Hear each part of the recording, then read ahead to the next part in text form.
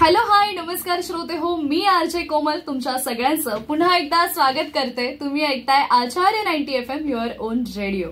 श्रोते हो, जसं की तुम्हाला कल्पना आहे, आपण नेहमीच आपल्या स्टुडिओमध्ये विविध क्षेत्रातील अनेक मंडळींना आमंत्रित करत असतो. त्यांच्याकडून त्यांच्या लाईफ विषयी, त्यांच्या जर्नी विषयी आणि ते कार्यरत असलेल्या क्षेत्राविषयी जाणून घेत असतो, अनेक गोष्टींची माहिती करून घेत असतो. तर आज मला खरं तर अतिशय आनंद होतोय, कारण आज माझ्यासोबत आपल्या स्टुडिओमध्ये आपल्या आचार्य 90 FMचा किंवा आपल्या NJ आचार्य DK मराठी कॉलेजचाच एक भाग असणारे अमोल सर आहेत.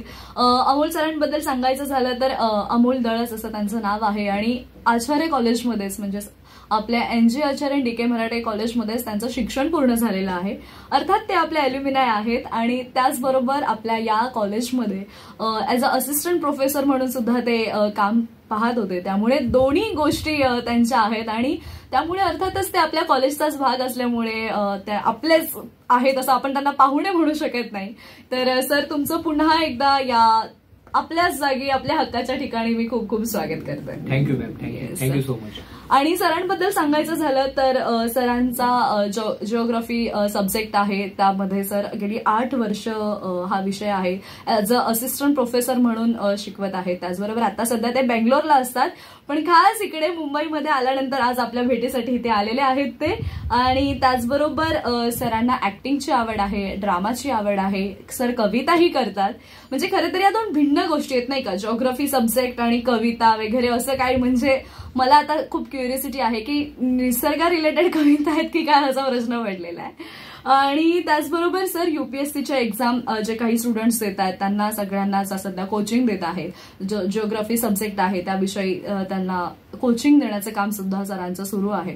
तर सरांच्या या क्षेत्राबद्दल आणि त्यांच्या हॉबीज बद्दल आपण बऱ्याच गोष्टी त्यांच्याकडून जाणून घेणार आहोत. तर श्रोते हो, या मुलाखतीला आपण सुरुवात करूया. आणि सर, पुन्हा एकदा तुमचं आचार्य 90 FM मध्ये खूप खूप स्वागत. Thank you so much. येस, तर पहिला प्रश्न असा आहे की कसं वाटतंय ज्या ठिकाणी आपलं शिक्षण पूर्ण झालं, ज्या ठिकाणी आपण as a professor, assistant professor म्हणून काम केलं, त्याच ठिकाणी आज मुलाखत देण्याचा योग आलाय. खरंच खूप आनंदी आहे. ऍक्च्युली कसं, आपण आयुष्यात पुढे जात असताना जेव्हा आपल्या आयुष्याच्या मार्गावरती काही व्यक्ती असतात, काही जागा असतात, त्या व्यक्तींपैकीच माझे शिक्षक आणि त्या जागेपैकीच आपलं कॉलेजचं वातावरण. म्हणजे मला असं वाटतं की मी जर बहरलो असेल, म्हणजे माझ्यासारख्या एका कॅक्टस सारख्या किंवा एका निवडुंगाला खरं तर एव्हरग्रीन आणि सदाहरित करण्याचं काम आपल्या कॉलेजने केलं होतं. तर मला असं वाटतं खरंच माझ्या कॉलेजचा मी खूप ऋणी आहे आणि हे उपकार मी खरंच फेडू शकत नाही. आणि आज मी त्यांच्या समोर बोलतोय आणि ह्या ठिकाणी मला बोलण्याची संधी मिळते, खूप मोठी गोष्ट आहे माझ्यासाठी. येस, नक्कीच. आणि सर, काय सांगाल म्हणजे कॉलेजमध्ये असताना तुमचं शिक्षण काय झालंय, आपल्या कॉलेजमधून तुम्ही कसं शिक्षण घेतलं आणि त्यानंतर आपल्याच कॉलेजमध्ये ॲज अ असिस्टंट प्रोफेसर म्हणून कसे जॉईन झालात, एक जर्नी आम्हाला ऐकायला आवडेल ही. नक्कीच. 10वी झाल्यानंतर त्यावेळेस ऍक्च्युली ऑनलाईन फॉर्म वगैरे अशी काही सिस्टम नव्हतीच. आपल्याला फिजिकली येऊन फॉर्म भरायचे होते.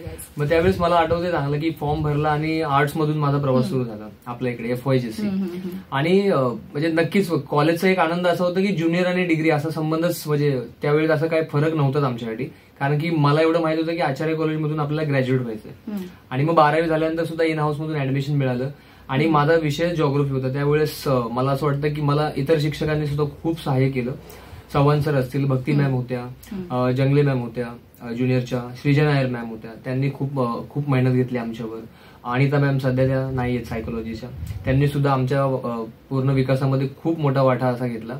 म्हणजे प्रवास सुरू झाला होता आणि खरी ओळख आम्हाला मिळाली कॉलेजमध्ये, डिग्री कॉलेजला असताना, की शिक्षण शिकत असताना तुमच्या जे कलागुणांना वाव मिळण्याची एक वेळ असते, ते खरे गुण आमचे पारखले आमच्या शिक्षकांनी. आणि मग त्यानंतरच खरं तर एक विद्यार्थी म्हणून परत स्टेजवर येण्याची संधी मिळाली. NSS NCC करत असताना परत सुद्धा म्हणजे माईक पर्यंत पोहोचण्याचा प्रवास खूप वेगळा होता. आणि खरंच माझ्या पूर्ण यशामध्ये मी माईकचा सुद्धा म्हणजे ऋणी राहीन की म्हणजे मला पुढे यायला मिळालं आणि मला व्यक्त व्हायला मिळालं ऍक्च्युली. येस, क्या बात आहे.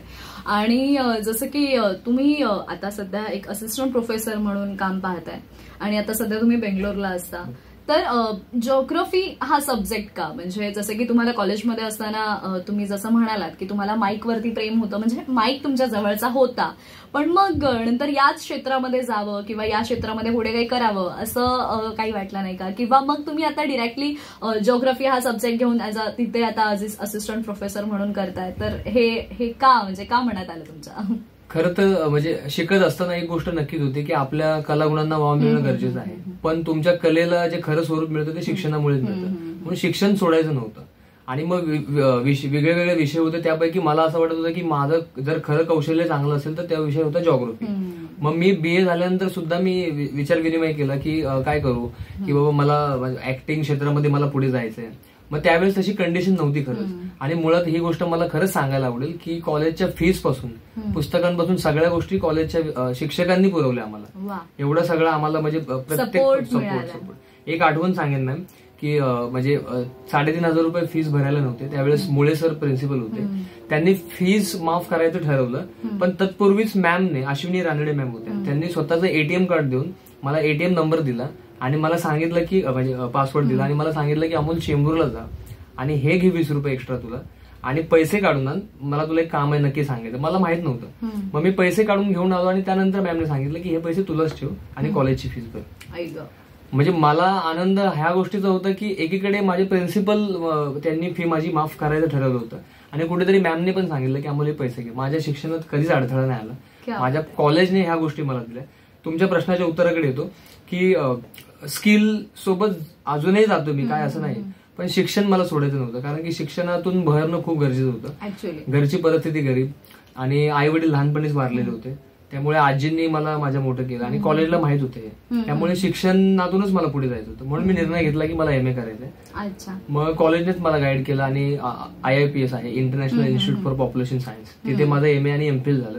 त्यानंतर मला नेटचं सुद्धा गायडन्स मिळालं. मग मी नेट सेटची एक्झाम पण पास झालो आणि खूप कमी वयात मला कॉलेजने आपलंसं केलं, विद्यार्थी म्हणून सुद्धा आपलंसं केलं आणि शिक्षक म्हणून. फक्त पहिलं एक कॉलेज माझं होतं की माझं पहिलं कॉलेज होतं एल्फिस्टन कॉलेज CST. त्यानंतर मला 2016 साली आपल्या कॉलेजने बोलवलं आणि मला संधी दिली. अच्छा, क्या बात आहे, क्या बात आहे. नाही खरंच ही जी जर्नी आहे ना, म्हणजे आज जेव्हा आपण याच कॉलेजमध्ये शिकत असतो आणि त्यानंतर कुठेतरी परत एकदा याच कॉलेजमध्ये स्टाफ म्हणून जेव्हा येतो ना, ती जी फिलिंग आहे ना ती मी सुद्धा अनुभवलेली आहे. त्यामुळे खरंच एक शिक्षकांचा खूप मोठा वाटा आहे. आणि आज आम्हाला सगळे सांभाळून घेणारे आमची पूर्ण टीम आहे कॉलेजची, त्यांचा खरंच खूप खूप महत्वाचा आणि मोलाचा वाटा आहे. कारण त्यांनी आमच्यावर ठेवलेल्या विश्वासामुळे आणि त्यांनी आम्हाला दिलेल्या संधीमुळे आम्ही पुढे जाऊ शकतो. तर खरंच जुन्या आठवणी ताज्या झाल्या तुमच्यामुळे. इकडे तुम्ही इथे आलात आणि गप्पांच्या ओघाडमध्ये त्या सगळ्या जुन्या आठवणी पुन्हा माझ्या मनातही सुरू झाल्या की अच्छा मी कॉलेजला असताना मी कशी होते किंवा मी काय करायचे. तर खरंच जसं तुमचा माईक जवळचा होता तसंच माझ्याही फार जवळचा हा माईक राहिलेला आहे. म्हणजे जेव्हापासून कॉलेजमध्ये आले आणि आपल्या कॉलेजमध्ये जे काही कल्चरल ऍक्टिव्हिटीज होतात त्या खूप महत्वाच्या ठरतात. एकतर तुमच्या कलागुणांना वाव मिळतो, तुम्ही कोण आहात हे तुम्ही स्वतःला ओळखू शकता. जसं की मला कळालंय की मी खूप छान अँकरिंग करू शकतो, यामध्ये आपल्या कॉलेजचा खूप मोठा भाग आहे. आणि जो माझ्यावर विश्वास ठेवला आणि जे मला 3 वर्ष सलग जी संधी दिली आहे अँकरिंग करायची, त्यामुळे कदाचित आज खूप पुढे जाताना या सगळ्या गोष्टी येतात, या सगळ्या गोष्टी खूप मॅटर करतात. येस. तर आता तुम्ही ऍक्टिंग जसं म्हणालात की त्याही क्षेत्रात आवड आहे, ड्रामा क्षेत्रामध्ये आवड आहे, तर कधी असे पथनाट्य किंवा असे काही करण्याचा योग आलाय, कधी केले? खूप वेळा कॉलेजमध्ये असताना खरं तर NSS मध्ये होतो आणि मला चांगलं आठवतंय की वेगवेगळे विषय होते. म्हणजे अंधश्रद्धा असेल किंवा रोगराई असेल, अशा वेगळ्या खूप विषयांवरती आम्ही नाटकं बसवली, पथनाट्य केली आणि दोन आमचे प्रोजेक्ट होते, एक तर घाटला आणि एक शताब्दी हॉस्पिटल. मग रुग्णांसाठी आम्ही सुद्धा वेगवेगळ्या हेल्थच्या विषयावरती आम्ही चांगली पथनाट्य बसवली होती आणि खूप चांगल्या गमती जमती होत्या. मुळात म्हणजे मला एक गोष्ट चांगली माहिती होती की माझा टायमिंग आणि कॉलेजमध्ये महत्वाचा आहे तो खूप टायमिंग आणि सगळ्यात मोठी गोष्ट अत्यंत बडबड स्वभाव. मला शिक्षक थांब बोलायचे थांब. मग कॉलेजमध्ये असताना खूप सारी नाटकं बसवली आणि मुळात तुम्हाला खरं सांगू नाटकात पथनाट्यात ऍक्टिंग करणं ह्या सोबतच आणि वेगवेगळ्या विषयांना कलाटणी पण मिळत गेली. मग त्यातून त्या गाभ्यातून आम्ही लिहित गेलो. मग त्यानंतर आणि खरं सांगू नाटकातूनच नंतर मी कविता लिहायला लागलो. वा, क्या बात आहे. म्हणजे अजून एक गुण तुमच्यामध्ये होता दडलेला, तो तुम्हाला त्यामुळे कळलाय. नक्की. येस. पण मग तुम्ही कविताही करताय, तर तुम्ही केलेल्या काही कविता ऐकायला आम्हाला नक्की आवडतील. नक्की सांगू शकतो. येस. माझी सगळ्यात पहिली आणि आवडती कविता होती वाळवंटात. म्हणजे मुळात तुम्हाला बघा म्हटलं की नाही जॉग्राफीचे शिक्षक आहेत, हा विषय इकडे येणार. तर बघा वाळवंट आलेले अजून काय काय येते बघूया. ठीक आहे. माझी सगळ्यात आवडते मॅम कविता ही. ह्या कवितेमुळे मला खरंच खूप चांगली ओळख मिळाली आणि जवळपास 7 कॉलेजेसमध्ये मला ह्या कवितेमुळे पहिलं प्राइज मिळालं. वा क्या बात आहे. तर ती कविता मी प्रेझेंट करतो. कवितेचं नाव आहे वाळवंटात. तर ती सुरुवात मी अशी केली होती. वाळूने गजबजलेल्या वाळवंटात मी कमळ शोधत चाललो होतो. वाळूने गजबजलेल्या वाळवंटात मी कमळ शोधत चाललो होतो. माझ्या तरुण मनाच्या पाकळ्या मात्र मी हरवत चाललो होतो. अथांग पसरलेल्या अशा वाळवंटात मी पाऊस शोधत चाललो होतो. अथांग पसरलेल्या अशा वाळवंटात मी पाऊस शोधत चाललो होतो. पण त्याचे थेंब मात्र मी माझ्या डोळ्यांमधूनच वेचत चाललो होतो. वाळूने गजबजलेल्या वाळवंटात मी समुद्र शोधत चाललो होतो. वाळूने गजबजलेल्या वाळवंटात मी समुद्र शोधत चाललो होतो. माझ्या हृदयाच्या डबक्यात मात्र मी एकटाच बुडत चाललो होतो. आणि शेवटी पिवळसर अशा वाळवंटात मी हिरवीगार तुळस शोधत चाललो होतो. पिवळसर अशा वाळवंटात मी हिरवीगार तुळस शोधत चाललो होतो. पण खरंच अथांग पसरलेल्या अशा वाळवंटात मी फक्त काटेरी निवडुंगाशीच बोलत चाललो होतो. मी फक्त काटेरी निवडुंगाशीच बोलत चाललो होतो. वा क्या बात आहे. खरंच कमाल कमाल कविता आहे. म्हणजे आणि ही कविता तुम्ही जेव्हा सुरुवात केली लिहायला तेव्हा ही कविता लिहिलेली आहे. क्या बात आहे. म्हणजे फार तर काय आपण जेव्हा सुरुवात करतो तेव्हा आपले शब्द कुठेतरी तुटके मुटके असतात. आपण काहीतरी आपलं रायमिंग आपलं यमक बऱ्याच वेळाला जुळून येत नाही किंवा बऱ्याच काही गोष्टी असतात. पण एखादा कवी जेव्हा खूप साऱ्या कविता लिहिल्यानंतर त्याला जे काही सुचतं ते यांना अमोल सरांना मला असं वाटतं सुरुवातीला सुचलेलं आहे. त्यामुळे ते फार कमाल आहे. आणि खरंच यू डिझर्व 7 अवॉर्ड्स तुम्ही घेतलेले आहेत या कवितेसाठी. तर खरंच कमाल आहे. आणि म्हणाले होते जसं जॉग्राफी हा त्यांचा सब्जेक्ट आहे तसं त्या कवितेमध्ये वाळवंट निवडुंग सगळे जॉग्राफिकल सब्जेक्ट तर आलेलेच आहेत. क्या बात आहे. खरंच जोक्स पार्ट बट खरंच खूप सुंदर कविता आहे.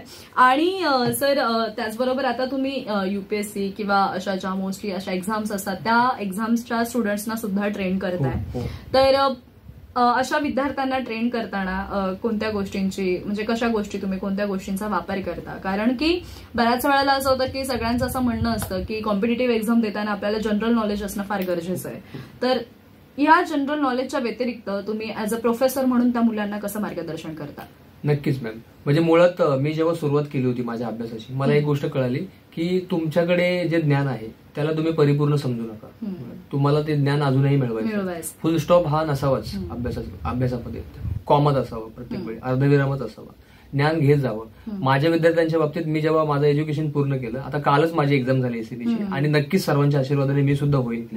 मग माझ्या विद्यार्थ्यांना मी जेव्हा शिकवतो माझा विषय जॉग्राफीमुळे मग विषय जॉग्राफी आणि विषय तुमचा सायन्स असेल विज्ञान असेल आणि तुमचा भारतीय राज्यघटना असेल किंवा भारतीय इतिहास असेल कोणताही विषय असेल माझ्याकडून एकच गोष्ट मी मुळात सांगेन की तुम्ही सुरुवात करताना तुमच्या वैयक्तिक नोट्स तुमच्या स्वतःच्या म्हणजे प्रत्येक वेळी काय होतं आपण एका ऑथरवरती डिपेंड राहतो.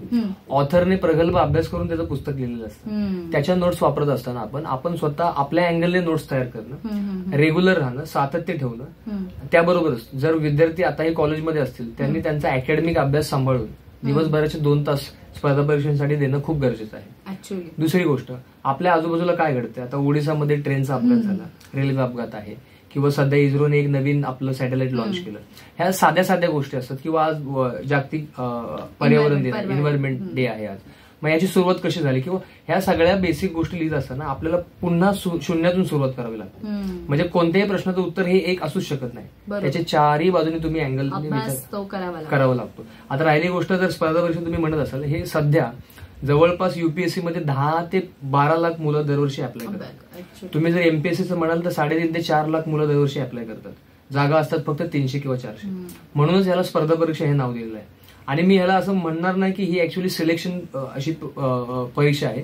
ही रिजेक्शनची परीक्षा आहे. तुम्ही जेव्हा चाळणी परीक्षेमधून जाता प्रिलिमिनरी असते त्यावेळेस तुमचा जवळपास एकच 12 अशी मुले निवडतात एका पोस्टसाठी 12. मग एवढ्या लाखो मुलांमधून तुम्हाला पहिल्या 12 मध्ये यायचं एका पोस्टसाठी तर तुम्हाला खरंच डेडिकेशन देऊन अभ्यास करणं गरजेचं आहे.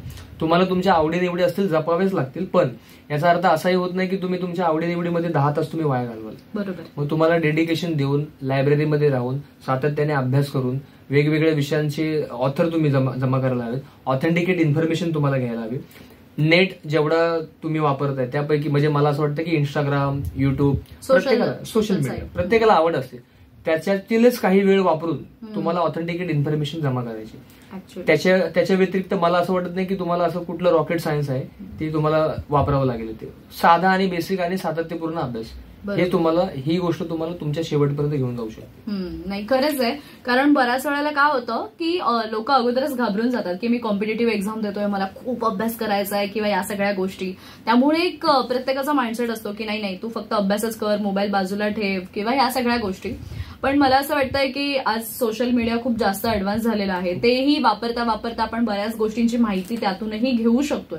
त्यामुळे आपल्याकडे असलेल्या साधनांचा आपण कशा पद्धतीने वापर करून घेतोय हे आपल्यावरती आहे. Yes, exactly.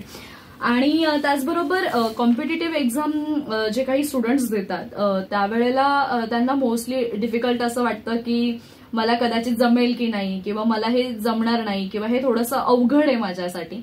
तर त्यावेळेला त्यांचा कॉन्फिडन्स आहे तो कुठेतरी बिल्ड होत नाही सहसा पटकन. तर त्यामुळे स्टुडंट्सना काय सांगाल? आणि त्यालाच जोडून असा प्रश्न आहे की बऱ्याच वेळेला म्हणजे फर्स्ट अटेम्प्टमध्ये तर कोणी क्लिअर होत नाही, सेकंड अटेम्प्टमध्ये क्लिअर होत नाही, त्यामुळे त्यांना अटेम्प्ट कराव्या लागतात बऱ्याच वेळेला. तर मग त्यावेळेला एक त्यांची भीती असते आणि कधी कधी मग डिमोटिवेट व्हायला होतं की मला हे जमणार नाहीये, त्यामुळे मग ते अर्ध्यात सोडून देतात. त्यामुळे अशा विद्यार्थ्यांना तुम्ही काय सांगाल? ओके, मी सुरुवात करेन एका गोष्टीपासून की तुमचा जो प्लॅन आहे स्पर्धा परीक्षांचा, युपीएससीचा, त्यामध्ये तो प्लॅन तुमचा कितपत आहे आणि घरच्यांचा किती आहे पहिलं हे बघणं गरजेचं आहे. सध्या काय होतं, म्हणजे मला असं म्हणायला खरंच आवडेल आणि चुकीचं समजून घेऊ नका, आई वडिलांच्या अपेक्षा मुलांनी पूर्ण करायच्या असतात. पण शैक्षणिक गोष्टीमध्ये मला असं वाटतं की मुलांना जे आवडतं ते आई वडिलांनी बघणं खूप गरजेचं आहे. म्हणजे कुठेतरी मुलाच्या मनामध्ये एक सिंगर आणि गायक लपलेला असतो आणि त्याच्यावरती ते थोपवलं जातं की तुला PSI व्हायचंय, तुला पोलीस कॉन्स्टेबल व्हायचंय, तुला IAS IPS व्हायचंय. त्यावेळेस त्याच्या मनातला सिंगर आणि त्याच्या मेंदूमधला जो अधिकारी तो कधीच मेळ होत नाही. मग सगळ्यात पहिली सुरुवात होते की त्या मुलाला स्वतःला ते करायचंय का. जर त्याचं उत्तर हो असेल तर त्यानंतरचा पुढचा प्रवास असा होतो की किती मुलांनी किती अटेम्प्ट दिले यापेक्षा मला माझ्या सिलेबसने तयारी करायची, तुमची शस्त्र तयार हवी. फॉर एक्झाम्पल तुम्ही 12वीला आहात किंवा तुम्ही ग्रॅज्युएशनच्या लास्ट वर्षात आहात, तुम्हाला ती परीक्षा म्हणजे काय हे माहित असायला हवं. त्याच्या दुसऱ्या गोष्टी त्याचे टप्पे 3 आहेत. तुमचं प्रिलिमिनरी आहे, चालणी परीक्षा, पूर्व परीक्षा, त्यानंतर तुमची मेन्स आहे, मेन्सचे 6 विषय आहेत, GS आहे, 4 GS आहे. त्यामुळे परत तुमचा एक मराठी असेल, एक इंग्रजी असेल. तुमच्या डोळ्यासमोर सिलेबस असायला हवं. तुम्ही डेली वाचताय म्हणजे तुम्ही काय वाचताय ह्याला महत्व नाही, तुम्ही कोणत्या लेवलला प्रिपरेशन करताय. तुमच्या इंडेक्समध्ये पहिला विषय जर ऍटमॉस्फिअर असेल म्हणजे वातावरणाची निर्मिती कशी झाली, 4.6 बिलियन इयर्स पासून आपल्या पृथ्वीची निर्मिती झाली. मग त्या 4.6 अब्ज वर्षाचा जो प्रवास आहे तो तुम्ही करत असताना तुमचे नोट्स तुम्ही कितपत करताय. मग तुम्ही परत अर्ध्या तासानंतर दुसऱ्या विषयावर जम्प तर नाही करत ना. असं होतं कधी कधी एक विषय वाचत असताना दिवसभरात आपल्याला त्रास होतो की बाबा मी सकाळपासून भूगोलच वाचतोय, सकाळपासून मी हेच विषय वाचतोय. तसं न होता तुमचा प्लॅन असायला हवा. आणि तो plan, I am sorry to say that, एका दिवसाचा नसावा. तो तुमचा प्लॅन कमीत कमी 2 वर्षाचा असायला हवा. बरोबर. आणि फक्त द्यायचा आहे म्हणून अटेम्प्ट देऊ नये. नाही तर मला असं वाटतं की मग परत आपलं काय होतं, माझा एक अटेम्प्ट गेला आणि युपीएससीला तर लिमिटेड अटेम्प्ट आहेत, तुमचे 7 अटेम्प्ट आहेत, काही लोकांना 5 आहेत. आणि आपल्या कॅटेगरीमधून तुम्ही अनलिमिटेड अटेम्प्ट देऊ शकता, पण त्याला पण एक मर्यादा असते. अटेम्प्ट आहेत म्हणून ते एक्झॉस्ट करायचे नाहीत. तर मला असं वाटतं परिपूर्ण प्रिपरेशन करून सिलेबस म्हणजे आपली शस्त्र तयार ठेवावी. तुमचा कच्चे दुवे काय आहेत, तुम्ही ऑनलाईन जसं मॅम तुम्ही म्हणालात की युट्यूबमध्ये तुम्ही एकही विषय असा नाही की तुम्ही सर्च करू शकत नाही. तुम्ही कोणतीही इन्फॉर्मेशन टाका त्याच्यामध्ये तुम्हाला उत्तरं मिळणारच आहे. मग तुम्ही तुमचे जे कच्चे दुवे तुम्ही 2 लिस्ट करा की बाबा I am good in this subject, I am not good in that subject. तुम्ही अनालिसिस करा, प्रिव्हियस इयर्स क्वेश्चन पेपर तुम्ही अनालाइज करा. त्यानंतर तुम्हाला त्या क्वेश्चन्स पेपरमधून जर तुम्हाला कळलं, तुमच्या शिक्षकांना भेटा. फॉर एक्झाम्पल तुमचे जॉग्राफीचे टीचर आहेत, त्यांना विचारा की मी अजून डिस्क्रिप्टिव्ह आन्सर्स कसे लिहू शकतो. कारण की प्रत्येक वेळी MCQ, I am sorry to say one more thing, मुलांना असं वाटतं की ABCD इथून सुरुवात होते की मुलांना वाटतं एक प्रश्न आहे आणि ABCD, त्याच्या पलीकडे स्पर्धा परीक्षा. आता एवढी स्पर्धा वाढलेली आहे की तुम्ही एक प्रश्न जर वाचला त्या खाली 4 ऑप्शन असतात आणि त्यानंतर 4 पर्याय असतात की वरीलपैकी अ आणि ब, वरीलपैकी क आणि ड, वरीलपैकी अ ब क ड. तर ह्या लेवलला तुम्हाला अनालिसिस करायचा अभ्यास. भारतीय राज्यघटना वाचताय तर मला असं वाटतं, एक उदाहरण दिलं मी भारतीय राज्यघटनेचं, की आपल्याकडे म्हणजे भारतीय राज्यघटना जेव्हा लागू झाली त्यावेळेस 395 कलमं होती. आता त्यामध्ये भारतीय घटना दुरुस्त्या ज्या वाढल्यात, 105 घटना दुरुस्ती झाल्या, कलमांची संख्या वाढली.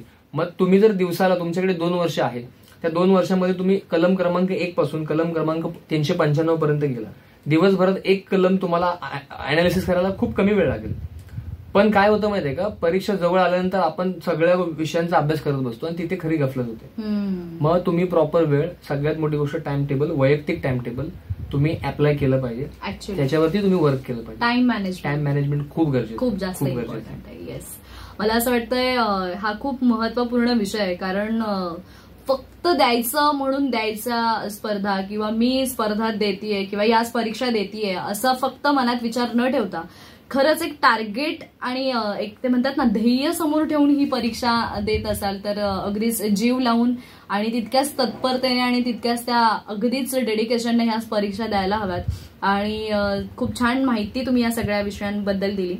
त्याचबरोबर आपण वर्ल्ड एन्व्हायरमेंट डे साजरा करतोय आणि अजूनही असं वाटतंय कुठेतरी की आपल्या भारतामध्ये जरा पोल्युशन जे आहे, प्रदूषण जे आहे ते वाढत चाललेलं आहे. मग ते जलप्रदूषण असो, वायू प्रदूषण असो. तर एक असिस्टंट प्रोफेसर म्हणून जॉग्राफीचे तुम्हाला काय वाटतं या सगळ्या गोष्टींबद्दल? सगळ्यात प्रथम तर मला असं वाटतं उशीर झाला. तुम्हाला सर्वांना पर्यावरण दिनाच्या हार्दिक शुभेच्छा. आणि आपण जो श्वास घेतोय, आपण जो घास खातोय, ह्या सगळ्या गोष्टी पर्यावरणातून आलेल्या आहेत. आणि आज आपण पर्यावरण दिन साजरा करतोय ह्याची सुरुवातच मुळात 1970 मध्ये झाली होती. 1972 साली रिझोल्युशन झालं, 1973 पासून सुरुवात केली. मी आजच्या ह्या वर्षीच्या पर्यावरण दिनाबद्दल सांगेन की भारतामध्ये किंवा जगाच्या कानाकोपऱ्यामध्ये प्रदूषण पोहोचलेलं आहे. त्याला एकच पर्याय आहे, तो म्हणजे त्याला एकच उगम आहे, तो म्हणजे माणूस. तुम्ही बघाल कोणत्याही प्राण्यांनी हे प्रदूषण केलेलं नाही, कोणत्याही जलचरांनी हे केलेलं नाही, मानवाने सुरुवात केलेली आहे. आपण जेव्हा 17व्या शतकामध्ये औद्योगिकरण सुरू झालं त्यापासूनच हे सगळ्या गोष्टी सुरू झाल्या. वातावरणामध्ये जे गॅसेस होते त्याचं प्रमाण, ऑक्सिजनचं प्रमाण जरी आता 21% असलं तरी जो 0.03% जो कार्बन डायऑक्साईड आहे, जो जेवढा महत्वाचा सुद्धा आहे पण त्याचं प्रमाण वाढत चाललंय.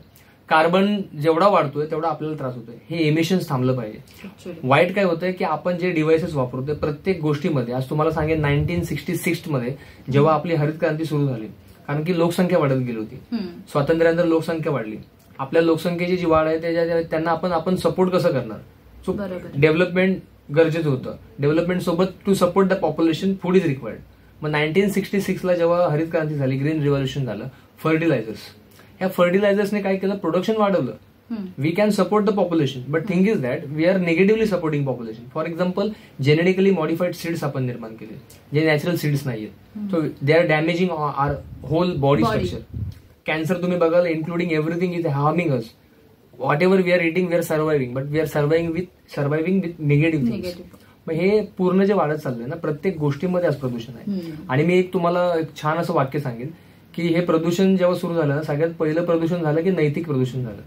एथिकल पोल्युशन पासूनच ही सुरुवात झाली. जोपर्यंत तुम्ही एथिकल पोल्युशन थांबवत नाही तोपर्यंत थांबणार नाही. डेटानुसार सांगतो मॅम की आज जवळपास जगभरात 400 मिलियन प्लास्टिक जमा होतं, टन, प्रत्येक वर्षाला. हे ह्यासाठी सांगतो की ह्या वर्षी थीमच आहे की plastic free, we have to beat plastic. म्हणजे प्लास्टिकला बीट कसं करावं? अजून एक तुम्हाला गोष्ट सांगायला आवडेल मला की जसं आपल्याकडे कचरा आहे, डम्पिंग ग्राउंड आहे, तसं वर्ल्डमध्ये स्पेस गार्बेज सुद्धा झालेलं आहे. आपल्या पृथ्वीच्या भोवती जो आपला नैसर्गिक उपग्रह आहे चंद्र, त्याबरोबरच आपण सॅटेलाइट लॉन्च केले. हजारो सॅटेलाइट आपल्या पृथ्वीभोवती फेऱ्या मारतात.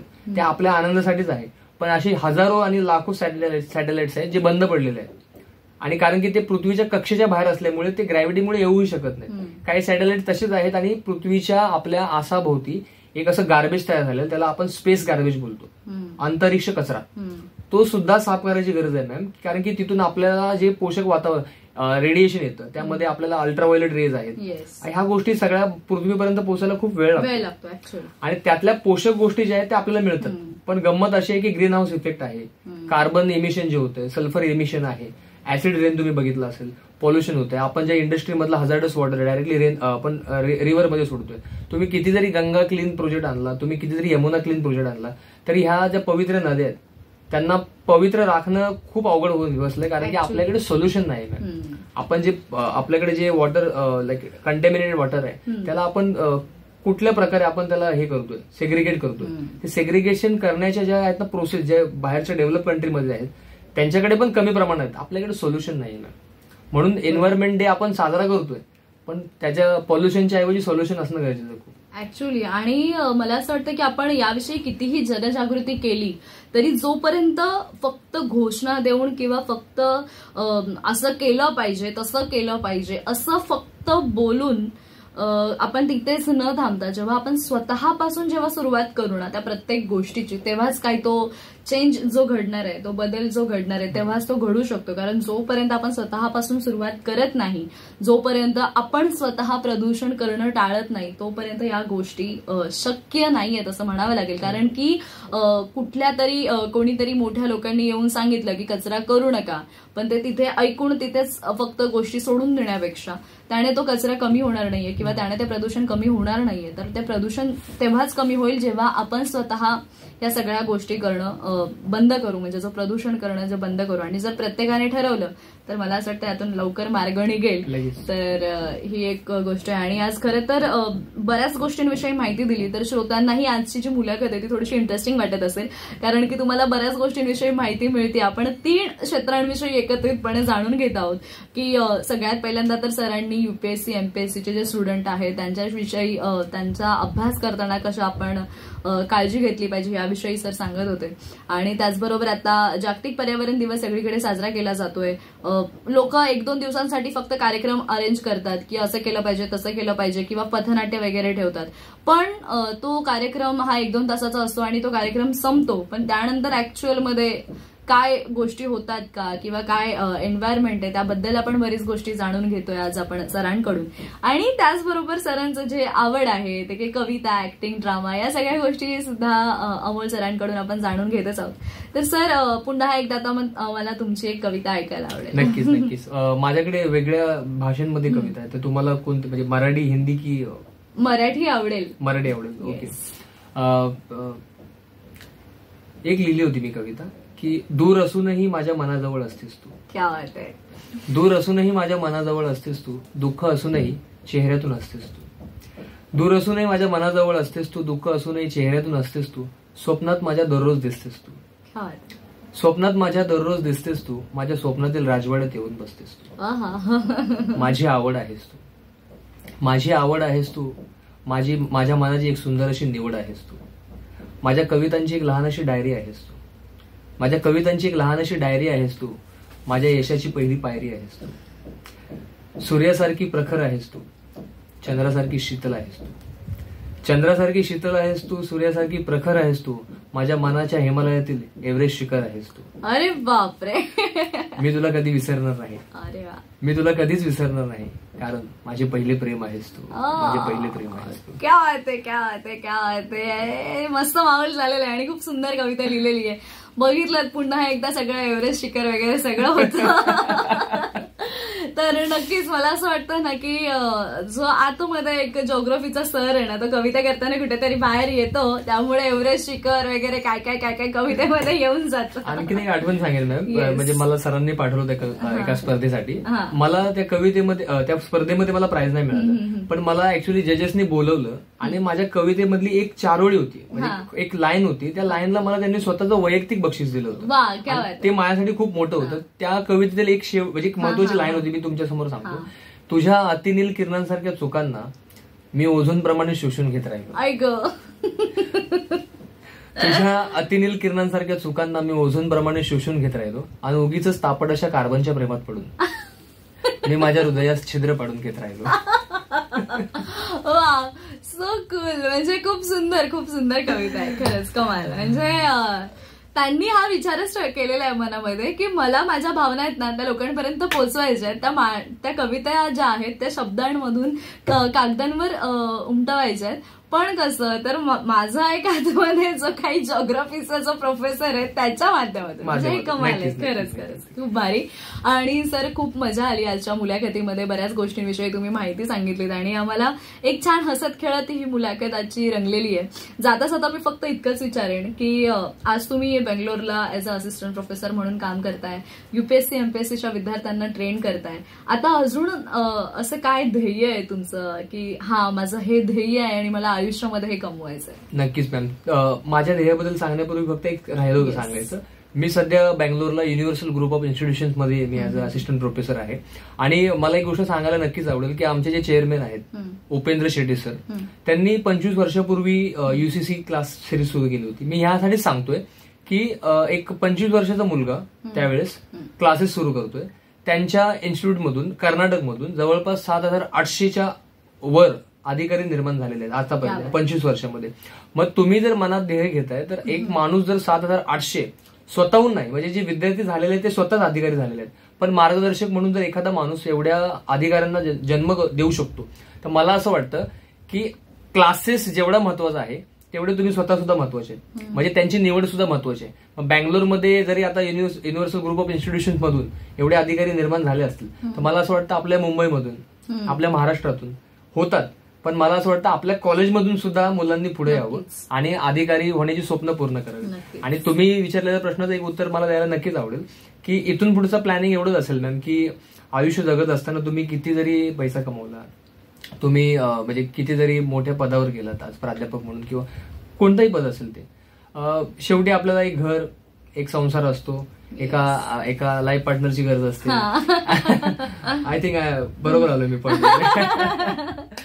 मला असं वाटतं की खरंच सुखी आणि समाधानी राहावं माणसाने. तुम्ही माझ्याबद्दल जर मला विचाराल नक्कीच, माझा शोध अजूनही चालू आहे. अच्छा, नक्कीच तुमचा लाईफ पार्टनर तुम्हाला लवकर तुमच्या राजवाड्यात येऊ देतील. नक्की नक्की. माझ्या आयुष्याच्या म्हणजे दीर्घिकेमध्ये एका चांदणीची कमी आहे. अच्छा. आणि मी एकटा सूर्याभोवती मी भ्रमण करतोय. पुढचा प्लॅन असा असेल नक्की मॅम की आजीची स्वप्न पूर्ण करायचं. जसं मी तुम्हाला सांगितलं की आई वडील लहानपणीच वारले, माझ्या आजीचं स्वप्न आहे की मी अधिकारी व्हावं आणि खूप बऱ्यापैकी अभ्यास आहे. तुमच्या सर्वांच्या आशीर्वादाने ह्या वर्षी जर झालोच तर खरंच मी तुमच्या सर्वांचे उपकार कधीच विसरणार नाही. आणि काय नाही, स्वतःची एक स्टेबल अशी साधी लाईफ असावी. आणि मला असं वाटतं खरंच मला माझ्या मुंबईमध्ये परत यायचं. मला मुंबई जे आहे ना, मुंबईच आहे. Mumbai is waiting for you actually. नाही, नक्कीच तुमची जी काही स्वप्न आहेत ती लवकरात पूर्ण होऊ देत. आणि ज्या तत्परतेने, ज्या डेडिकेशनने तुम्ही या सर्व स्पर्धा परीक्षा दिलेल्या आहेत त्या लवकरच त्याचं फळ जे आहे ते तुम्हाला लवकरच मिळो. आणि त्याचबरोबर अजून एक जी विश तुम्ही बोलून दाखवलीत तर तीही लवकरच पूर्ण हो. तुमची चांदणी लवकरच तुमच्याकडे येऊ. Thank you ma'am. आणि एकंदरीत आजची ही मुलाखत, आज अमोल दळस आपल्यासोबत आपल्या या आजच्या मुलाखतीमध्ये जोडले गेले होते आणि खूप सुंदर अशी आजची ही मुलाखत झाली. अतिशय अभ्यासपूर्ण, माहितीपूर्ण आणि त्याचबरोबर मनोरंजन करत हसत खेळत ही आजची मुलाखत रंगली. तर श्रोते हो, ही आजची मुलाखत तुम्हाला कशी वाटली या प्रतिक्रिया आम्हाला कळवायला विसरू नका. त्यासाठी आमचा संपर्क क्रमांक आहे 9167993399. आणि या सेगमेंटमध्ये आरजे कोमल इथेच तुमची रजा घेते. तुम्ही मात्र कुठेही जाऊ नका. ऐकत रहा आचार्य 90 FM, your on radio. Thank you.